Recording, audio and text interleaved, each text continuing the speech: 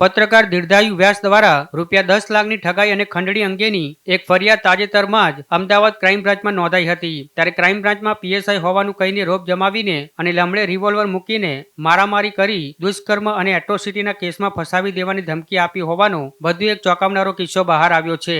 Nikol police મથકમાં ફરાર દીર્ઘાયુ વ્યાસ અને રોહિત વ્યાસ સહિત 2 લોકો એમ કુલ 4 લોકો વિરુદ્ધ ગુનો નોંધાયો છે। આ માર્ચ મહિનામાં બનેલ ઘટના અંગે દીર્ઘાયુ વ્યાસ અને રોહિત વ્યાસ સહિત 2 વિરુદ્ધ ગુનો નોંધાયો છે।